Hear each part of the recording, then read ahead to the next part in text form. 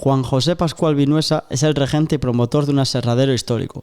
Pascual Vinuesa, ubicado en el término de Rubena, muy cerca de la ciudad burgalesa y que se ha erigido como almacén, tienda y transformador de la madera estructural. Natural de Canicosa de la Sierra, Juanjo, casado y con 2 hijos, que son su pasión, ha heredado de su familia la dedicación por el trabajo de este sector y ha conseguido posicionar su firma en una de las referencias de la transformación maderera. Pascual Vinuesa consigue serrar madera estructurada, así como madera de embalaje y de carpintería, principalmente de pino radiata o pino Soria Burgos. Su servicio perfilado, una experiencia de varias décadas, pasa por calcular y diseñar y hacer para su cliente la lista de la compra, para que pueda acometer su proyecto en base a la construcción con madera. El ámbito de venta de Pascual Vinuesa está ubicado en el norte de la península, Burgos, Álava, Cantabria, La Rioja, zonas muy afines a la madera. Naturalmente, la compañía tiene también clientes en zonas de Madrid, Andalucía, Valencia o Portugal. Juanjo y su equipo han logrado ampliar el conocimiento y experiencia sobre la madera expuesta al exterior y asesoran de forma exclusiva a sus clientes sobre el tratamiento apropiado para cada uso y circunstancia en la obra, en pérgolas, vallados, entarimados, jardinería, ofertando traviesas, rollizos, perfiles para fachadas, tabla tratada, así como elementos y sistemas de unión e instalación, dando soluciones varias y efectivas a sus clientes. Tras años al frente de la empresa, ha vivido diferentes vaivenes del sector maderero, afrontando crisis y aprovechando momentos más dulces. Analiza el futuro de la madera y construcción con razonados argumentos y lamenta un mayor apoyo desde las administraciones a las iniciativas privadas que en definitiva buscan la mejor salida para uno de los recursos fundamentales de esta tierra. Con Juanjo estamos hoy aquí, con Juanjo Pascual Vinuesa, a quien agradecemos el que esté hoy aquí presente en los estudios. Ya teníamos ganas también, Juanjo. Buenas tardes, encantado. La verdad es que estoy encantado de que venga aquí Juanjo, aparte que es un amigo, es una de las personas que yo creo que es que inteligente, siempre parece que está dando vueltas a la cabeza, siempre está aportando, siempre parece que está ahí luchando, y eso se agradece, Juanjo. La verdad es que sí. ¿Cómo está en estos momentos la empresa? ¿Cómo tiene la empresa? ¿Cómo está la empresa Maderas Pascual Vinuesa?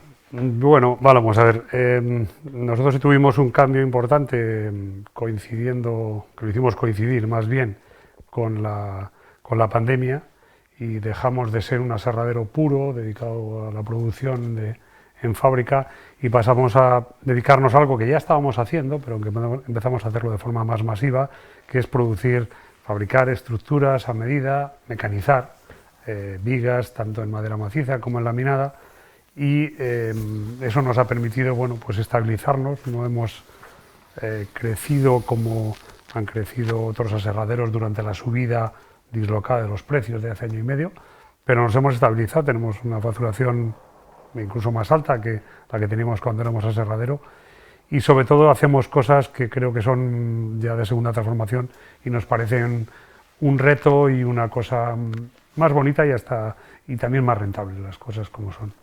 Hemos contado con la ayuda para ir haciendo estos cambios del CSFOR, que es un organismo público-privado, digamos, que abarca todo el tema forestal en Castilla y León y que nos ha echado una mano. Hemos hecho un I+D junto con otras 2 empresas del sector, y eso nos está facilitando mucho las cosas en el mercado.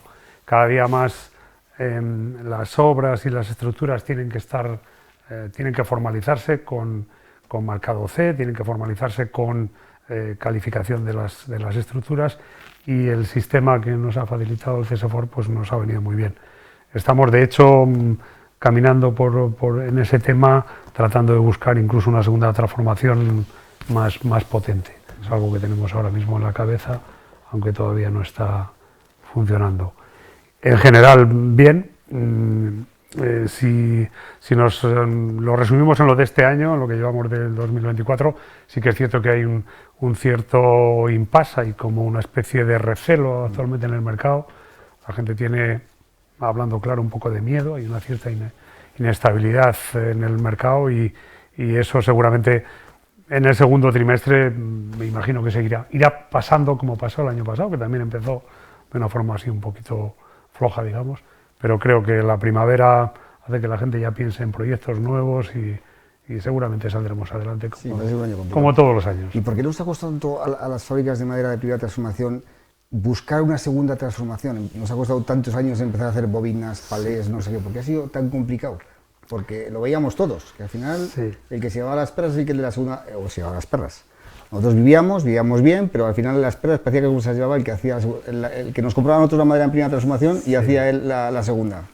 Sí, eso, la verdad que la gente de la comarca nuestra siempre ha pensado que, bueno, que los aserraderos eran un buen negocio, y no es que fuese malo, al final es una industria como otra cualquiera, pero es de primera transformación, no lo olvidemos, como lo es la agricultura y otras más. El hecho de que no hayamos sido capaces de pasar a la segunda transformación de una forma potente, hay pocos ejemplos y algunos que se han dado, como por ejemplo el mueble en Duruel o demás, luego no han resultado tan continuos en el tiempo, tiene que ver con que primero no nos lo hemos creído y segundo que somos un sector muy familiar y muy local. Por mucho que hay veces que ha habido intentos de cerrar grupos que permitieran tener potencia económica, no los ha habido nunca. Los aserraderos tenían un beneficio, pero no lo que la gente se imaginaba, que era un chollo fantástico. La suerte de pino se compraba casi por un regalo y luego el dinero lo ganaban los madereros. No, el dinero lo ganaban el que hacía muebles, el que hacía estructuras, el que hacía segunda transformación. Y eso pasa en todos los sectores, no solamente en el nuestro. De hecho, el hecho de que España sea un país deficitario en madera hace que los precios del tronco en nuestra comarca nunca hayan sido buenos para los aserraderos, al contrario de lo que la gente pensaba, que bueno, me dirán, ¿no? este es del sector del aserrado y ¿cómo no va a decir eso? No, es un hecho, la madera de nuestra misma especie, de pino silvestre, en el macizo central o en Norte Europa, los aserraderos la compran más barata que nosotros en países con más nivel de vida.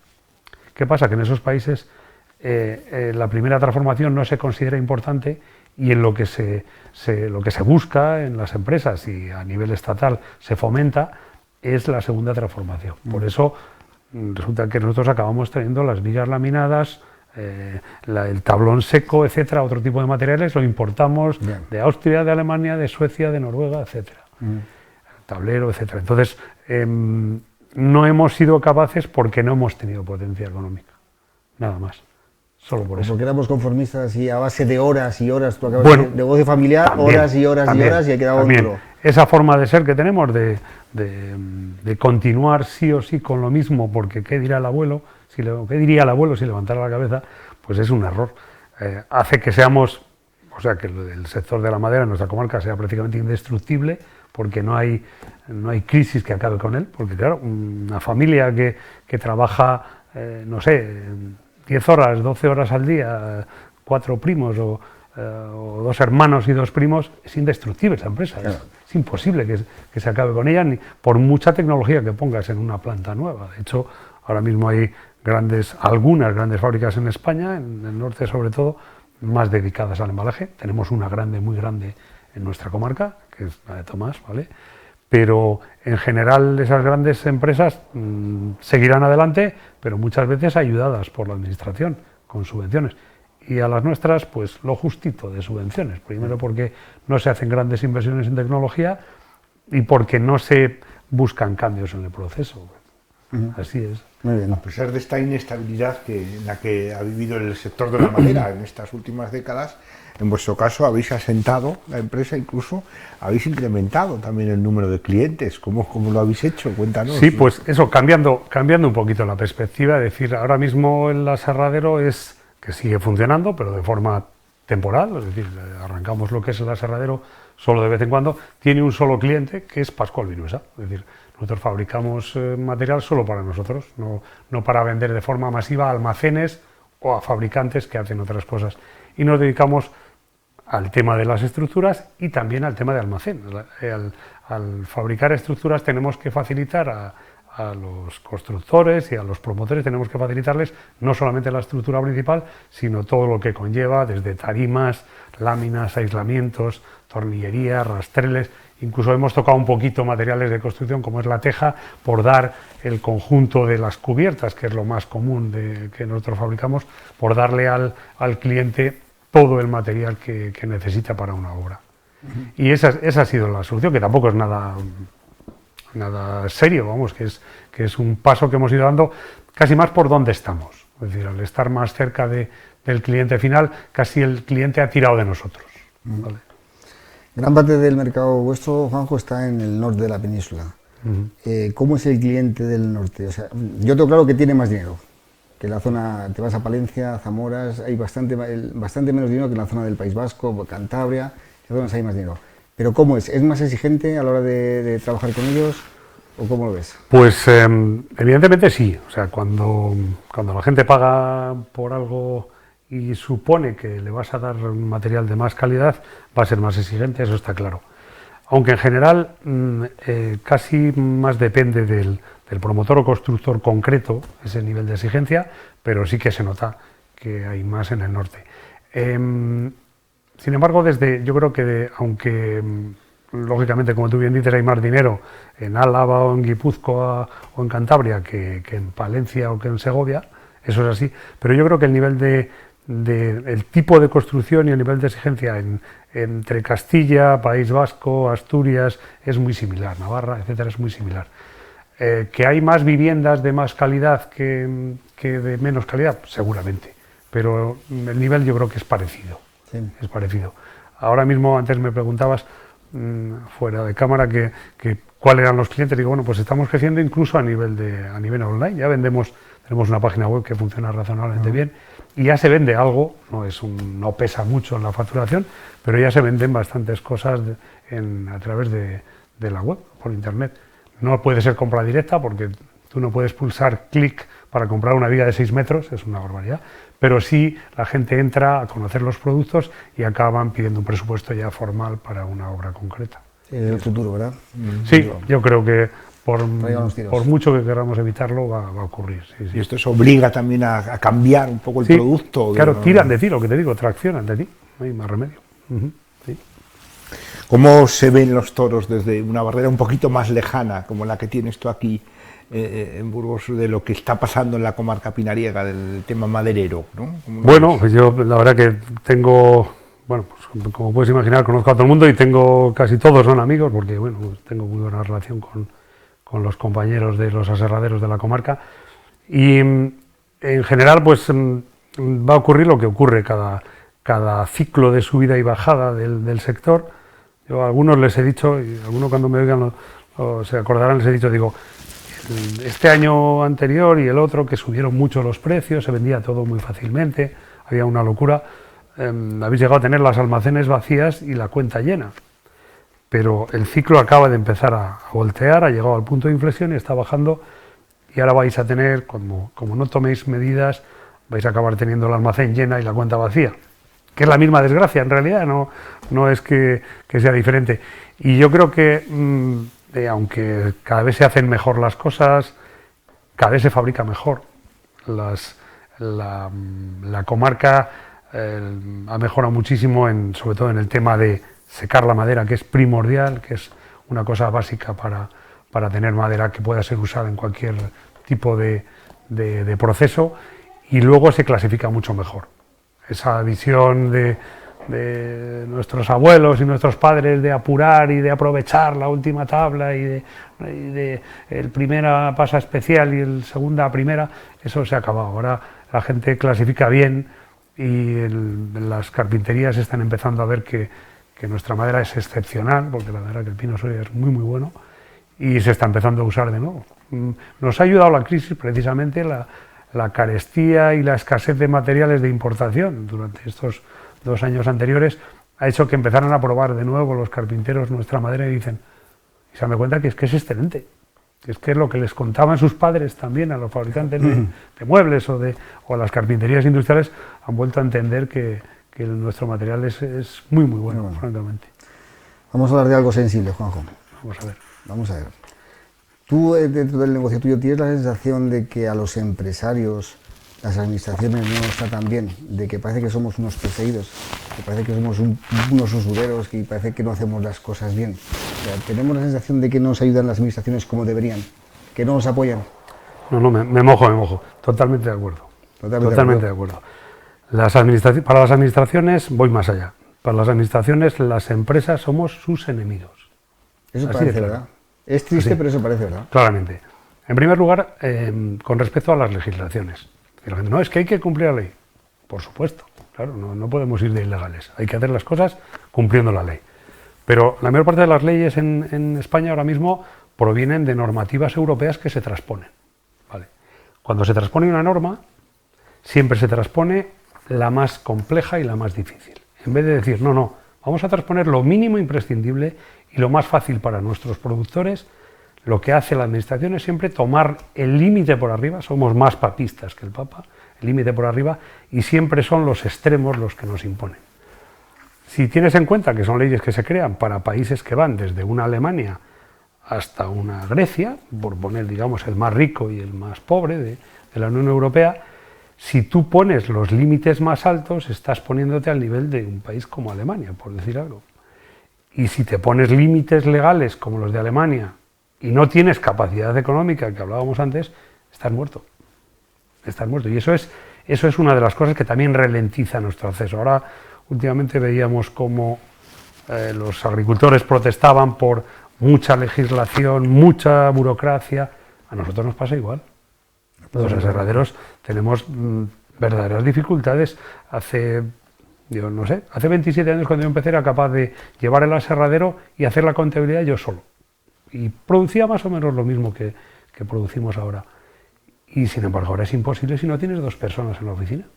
Sí. Nosotros hacemos, claro, estamos en un campo ya más un poco de segunda transformación, pero nosotros tenemos 5 auditorías anuales. Y eso es porque se han creado normas que son cada vez más difíciles de cumplir. Cada vez más. No te digo nada si entramos en el campo del apoyo a las empresas. Eso en cuanto a las imposiciones de leyes. Si vamos al apoyo a las empresas, es todavía peor. Resulta que en zonas como el País Vasco, a lo que yo llamo Subvencionlandia, cualquier empresa tiene posibilidades de invertir con una ayuda o financiación, que al final es lo mismo. Yo no soy de los que cree que las subvenciones son lo que hay que hacer, no, yo estaría por la labor de que no las hubiera, fíjate.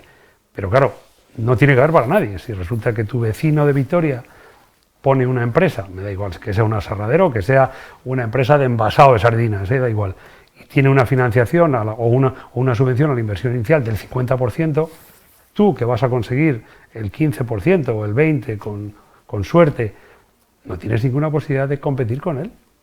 Entonces, en Castilla y León en particular tenemos unas dificultades añadidas a las que tenemos en toda España por el tema de la legislación. Y eso hace mucho daño. Mucho daño. Y ya no hablamos de las inspecciones que hay de Hacienda, bueno, de eso ya sin entrar en eso. Es decir, como te decía, somos los enemigos y hay que pues eso, ellos piensan que dándonos en las orejas van a conseguir que el país vaya mejor. Y se equivocan. Sí. No estoy diciendo que permitan las ilegalidades o que permitan la delincuencia, no. Todo lo contrario. Pero que una cosa es ser intransigente con lo ilegal y otra cosa es ser excesivo con la gente que hace las cosas razonablemente bien. Y eso está ocurriendo. Casi en todos los sectores, desde, lo que dices, desde Hacienda, pasando a transporte o a cualquiera de las partes que forman el proceso de una empresa, cualquiera, no solamente aserraderos, estoy hablando en general. Sí. Si hiciéramos un viaje en el tiempo, ¿no? de mediados del siglo XX a la actualidad, de cómo funcionaba un aserradero en esos momentos y cómo funciona ahora, nos daríamos cuenta que ha habido una revolución total, ¿no? En la tecnología, ¿no? En general. Esto ha cambiado también la productividad, la forma de trabajar. No tiene nada que ver un aserradero de los que conocían a la actualidad. Evidentemente, en productividad es otro mundo. Otro mundo totalmente diferente. Cuando los aserraderos comarcales empezaron a utilizar lo primario, lo básico, que eran los carros automáticos, llamados automáticos, que ya son semiautomáticos, fue un cambio brutal. Es decir, el quitar la fuerza de trabajo, piensa que los aserraderos de los años 50 estaban dispuestos casi con el nivel descendente para que el rodar los troncos, por ejemplo, hacia lo que se llama empotradero, fuera lo más sencillo. A veces los carros estaban, o la gente que empujaba los carros iban en un nivel un poquito inferior, iban bajando. bueno, hace no tanto, es decir, hace eso, 60, 70 años, se sacaba la madera en vagonetas, que llamábamos, que eran vagonetas de mina usadas que se utilizaban para mover la madera, sacarla, extender, etcétera. Entonces, imagínate que con esos cambios, o sea, con el cambio de mecanización que ha habido, ahora no es que seamos, vamos, lo más avanzado, pero sí que es cierto que hace 20 años los aserraderos de la comarca eran el ejemplo a nivel nacional, no vamos a decir que a nivel europeo, porque hay grandes fábricas con producciones brutales que por lógica tienen que estar más automatizadas, ¿no? Pero mejoraron muchísimo, sí, sí. Y los rendimientos y la productividad de los aserraderos hace 20 años, ahora ya digamos que volvemos a estar un poquito en el montón, pero hace 20 años era de lo mejor de España, ¿eh? De lo mejor de España. Yo recuerdo que recién instaló el aserradero nuestro, que es uno normal, de los muchos que hay, había una revista americana que se sorprendía de los rendimientos metros cúbicos persona de producción, ¿no? Porque se hicieron muy adecuados al tamaño y con la tecnología, digamos, justa y posible, porque claro, siempre puedes poner más tecnología, pero a lo mejor no tienes capacidad de acceder a ella. Sin embargo, fíjate ahora que hay buena parte de los pueblos de la comarca no tienen ni un aserradero, han perdido todos los aserraderos, ¿no? Bueno, eso tiene varias razones. En primer lugar, precisamente esa productividad y por tanto la capacidad de un aserradero hace que un solo aserradero sea capaz de fabricar o producir lo que antes producían, pues no sé, 5, 6, 8 y hasta 10 aserraderos. Hoy la producción de la madera de Pino Soria, del cogollo de pueblos, pues dentro de lo que es la marca de garantía, por ejemplo, pues fácilmente se podía hacer en 4 aserraderos. Se podría cerrar 4 aserraderos de los buenos de la comarca, se podría cerrar todo. Ahí tocamos un tema que no sé si lo teníais pensado tocar, pero que es el tema selvícola, que a lo mejor hay que empezar a plantearlo. Tiene que ver con la administración y aunque la administración en general, la administración forestal de la Junta de Castilla y León no es mala, las cosas como son, pero ahora mismo que los montes de la comarca están empezando a producir, se nota la gestión del monte. Se acabó con el eslige, con el método aquel de utilizar la mejor madera para ponerla en la lista de la suerte, que estaba degradando la masa forestal. Ahora ya se hacen cortas, racionales, haciendo entresacas. Sí que es cierto que se hacen lentamente. Y esa lentitud en el proceso de ir tocando los diversos rodales hace que estemos teniendo ya un pequeño desfase con respecto a lo previsto, con respecto a lo que se había planteado para la gestión del monte. Y seguramente la Administración Forestal tenía que empezar a pensar en un cambio de turno de corta, es decir, ahora mismo la teoría son 120 años para la media de corta y debería empezar a pensarse en un periodo un poco más razonable de 100 o incluso de 90. Lo que pasa es que nuestra administración es vetusta y lenta, pero creo que antes o después tendrán que empezar a pensar en eso. Eso daría más producción de madera y seguramente facilitaría el crecimiento de aserraderos o la aparición de aserraderos un poco más grandes, que es lo que necesita el sector para tener más potencia. Juanjo, ¿cómo ves a día de hoy el consumo de madera? Parece que ahora está muy de moda meter la estructura de madera laminada, tarimas. Poco a poco, ¿tú crees que esto será algún día competitivo con el hierro, con el hormigón, ahora hacer estructuras? ¿Cómo lo ves? Lo es ya. Las estructuras de madera tienen un sinfín de ventajas, además de la principal, y es que uno se siente bien dentro de una casa de madera. Mejor todavía si es una casa de madera y piedra, ¿no? Eso ya es la bomba, ¿no? Pero en una casa de madera uno se siente bien. Pero desde el punto de vista de la propia edificación hay bastantes ventajas. La primera, y por empezar desde abajo, es que la carga de peso a la que sometes a la cimentación es mucho menor, claro. Con lo cual puedes diseñar cimentaciones más esbeltas, más ligeras, que abaratan el precio de la vivienda y facilitan y hacen más rápida la edificación. En segundo lugar, la capacidad térmica de aislamiento que tiene la madera. La estructura en sí misma es un buen aislamiento. Cuando construimos un hormigón, tenemos después que cubrir el hormigón tapar los pilares, que no toquen el exterior, porque si no son un punto de transmisión. Si ponemos mal la termoarcilla y ponemos demasiada masa, se cuela el frío por esos puentes térmicos, etcétera. Y sin embargo, con una estructura de madera como un CLT o como un entramado ligero, toda la estructura es aislamiento. Entonces, la ventaja es fundamental.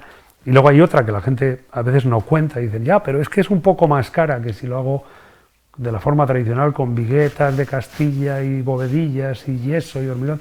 Sí, pero el día que termina el estructurista de ponerle la cubierta, se acabó la obra. O sea, al día siguiente puedes merendar en casa. Sí, sí, así ya es, está, así es. sin más. Luego hay detalles menores que tampoco lo son, como que es una obra seca, en fin, si no digamos ya, si te pones a hablar de tema de ecología, es reciclable, procede de un monte kilómetro cero, que lo tienes aquí al lado. Es decir, desde el punto de vista ecológico es que ni lo toco, porque es que más no se puede pedir a la madera de Pino Soria. La madera de Pino Soria procede de Pino Soria Burgos. Procede no ya de un monte certificado con trazabilidad definida, que es lo que es el PER, sino que procede de un monte que es un bosque modelo, que es un ejemplo de cómo gestionar la silvicultura de una comarca. O sea que más no se puede pedir. Y encima está aquí al lado, Sí. kilómetro cero total, ¿no? Ahora que están todas las empresas de prefabricado de hormigón con la huella del carbono, cómo reducen la huella del carbono, bueno, eso lo tenemos conseguido, ¿no? Sí, no, tienen que reducirla escondiéndola, porque si no, Escondiéndola, sí, sí. no hay otro modo. Pero están Sin embargo, todos ahí, nosotros lo tenemos hecho, sí, sí, antes de empezar. Empiezan a hablar del hormigón verde. Sí, sí, sí. En Ahí fin, está. a ver, yo soy un poquito lejano a esta obsesión ecologista, pero reconozco que es bueno que nuestros montes estén sanos, que utilicemos madera de montes que vuelven a seguir plantándose. En las sierras se planta muy poco, no hace falta ni plantarlo. O sea, la gestión es tan fácil que la repoblación es muchas veces natural. O sea, entonces es que es ideal, vamos, ideal, porque vale, se produce madera pues en la cornisa cantábrica de pino marítimo y de pino insignis, que hay que repoblarla y que hay que plantarla. Y nosotros nos podemos permitir el lujo de tener un bosque que lo era cuando vinieron los romanos, ¿no? Sí, Así de claro. sí, sí. Claro, durante años hemos pensado, no sé si de forma un poco ingenua, que el sistema cooperativista funcionaba muy bien para la gestión de empresas relacionadas con la madera. Y así ha sido un tiempo, pero ahora estamos viendo como todas estas cooperativas, por una razón u otra, se están viniendo abajo. Ya solo quedan son unas pocas cooperativas. Claro, hacías tu alusión al tema de la empresa familiar, ¿no? Que es mucho más resistente. Pero claro, lo tenía el abuelo, lo tenía el padre, lo tiene el hijo, y ahora el bisnieto ya no quiere saber nada de la industria de la madera, que tiene también su fin. ¿Con qué nos quedamos? ¿Cuál puede ser más? Bueno, yo no soy muy proactivo en el tema de las cooperativas. Puede haber cooperativas que funcionen y algunas son ejemplares, las cosas como son. Pero yo creo que las empresas, digamos, estándar, son mucho más operativas. Al final, el riesgo que asume un pequeño empresario, hay que decirlo así, porque no es lo mismo. A veces la gente compara las cooperativas frente a las grandes corporaciones. Y las grandes corporaciones no son empresas, es otra cosa. Son grupos de inversores que son capaces de poner su dinero en cualquier cosa. Pero no es una empresa del tipo de las que estamos hablando, de gente que cree lo que está haciendo, o a mamá, o lo que hacía su padre o su abuelo, y quiere continuar haciéndolo mejor. Entonces, desde ese punto de vista, creo que las empresas pequeñas, en este caso, son más eficaces que las corporaciones. Sí que es cierto que nos falta tamaño. En vez de micropymes, deberíamos ser empresas medianas. O sea, empresas ya con tamaños intermedios que te permiten incorporar tecnología y enfrentarte a retos que una pequeña empresa no puede. Cosas como son. Entonces, ¿cooperativas? Sí funcionan, sí, claro que sí, ¿por qué no? Lo que no es bueno es que haya empresas, corporaciones o cooperativas que funcionen gracias a digamos, al esfuerzo de los demás, al esfuerzo común, que sean las subvenciones y demás. ¿Por qué funcionan grandes compañías pues de telecomunicaciones o de construcción, etcétera, que podemos, sin decir nombres, son los reyes del mercado y son los amos? Porque tienen tanta capacidad de presión sobre las normativas que hacen que ellos sean los amos. Esa conversación la acabo de tener hace poco con Chus, digo, Claro. Si en otros días en serio yo también pondría más repetidores. Claro. Más repetidores. Claro que sí, claro que sí. Es decir, las las grandes corporaciones lo que hacen es eso, es poner las leyes a su servicio, tienen capacidad de presión, tienen ministros en su consejo de administración, etcétera. En la sierra todavía no hay ningún aserradero que tenga ningún ministro, no creo que sea viable, pero desde el punto de vista, digamos, de futuro y de posibilidades de desarrollar la comarca, creo que las empresas privadas de tamaño un poco mayor de la que son ahora son lo ideal. Insisto que las cooperativas, si funcionan, chapó, porque también es un modo de trabajar, ¿por qué no? Pero resulta un poco incompatible con la forma de ser del serrano estándar, vamos a decir. ¿Cómo contemplas el futuro de Maderas Pascual y Vinuesa? ¿Qué tienes en la cabeza que se pueda contar? ¿Ampliaciones, nuevas actuaciones? Bueno, la verdad que siempre tienes cosas en la cabeza. Ahora mismo le estamos dando vueltas de forma muy seria a un crecimiento por el lado de la prefabricación de madera, es decir, de la prefabricación industrializada de madera para la construcción, concretamente en el tema de viga laminada, CLT, este tipo de procesos de prefabricación que ahora son cada vez más comunes, y estamos ahora precisamente en una fase muy, muy central del asunto, casi a punto de arrancar o parar. Sí que es cierto que el año no es bueno para este tema, pero lo estamos haciendo con mucha ilusión. Lo que está claro, Juanjo, es que al final esto tiende a la prefabricación, bien sea de madera, es el camino, de hormigón o de lo que quieras, pero al final ese es el camino, o sea, porque la mano de obra cada vez hay menos especializada, y cuando se mueran los 4 albañiles buenos al final, sí, así es. No sé qué va a ser de nosotros. Así es. En todo, a ver, la gente quiere vivir en viviendas cada vez mejores, es lógico, buscamos un nivel de vivienda cada vez más alto, es lógico, y la única forma de poderlo llevar a cabo es con prefabricación, porque el concepto de grupo de albañiles que empieza desde hacer la cimentación a poner ladrillos, eso se ha acabado y es imposible, es inviable económicamente y técnicamente, y el proceso ha de ser pues mucho más, o una mayor parte de la estructura tiene que hacerse en taller y llevarla a colocar prefabricada. Tú de eso también tienes mucho conocimiento y es el camino, vamos, el camino. Entonces ahora, hablando de eso, de cuáles eran las cosas en las que estaba pensando, pues una de ellas es esa, como es lógico. Tengo más cosas en la cabeza, pero no abarco mucho más. ¿Y el futuro del sector, cómo lo ves? Si esa inseguridad jurídica que parece detectarse, ¿no?, a las empresas de aquí, de las que además nos damos, digamos, fuera de este territorio, parece que se detecta más, ¿no? Parece que aquí a lo mejor no lo vemos demasiado, pero el que está fuera y quiere invertir aquí, parece que, bueno, yo ahí no mucho quiere comprar o tal, digo, no me voy a meter mucho. ¿Esto puede influir también, esta inseguridad? Hombre, evidentemente sí. A ver, yo creo que en el sector de la madera, en nuestra comarca, si se pone más madera en funcionamiento, que eso la silvicultura nos lo permite. Es decir, estamos a falta de que la administración diga, bueno, vamos a hacer una modificación del tema silvícola para que haya más madera en el mercado. Si tenemos en cuenta eso y tenemos en cuenta que el país es un país deficitario en madera, el futuro no puede ser malo.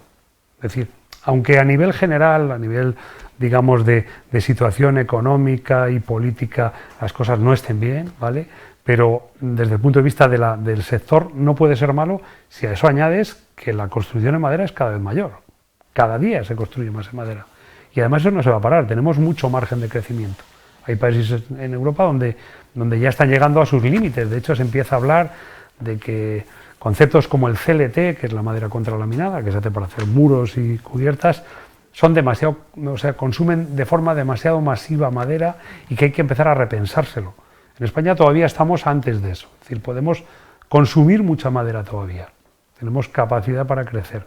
Entonces, desde ese punto de vista, el sector no está mal, el sector no tiene mal futuro, pero tenemos que quitar pues muchos frenos, muchas piedras que hay en el camino, que son legislaciones absurdas, que son limitaciones en las cortas, que son normativas demasiado rígidas para todo tipo de cosas, desde hacer una planta nueva hasta conseguir los permisos.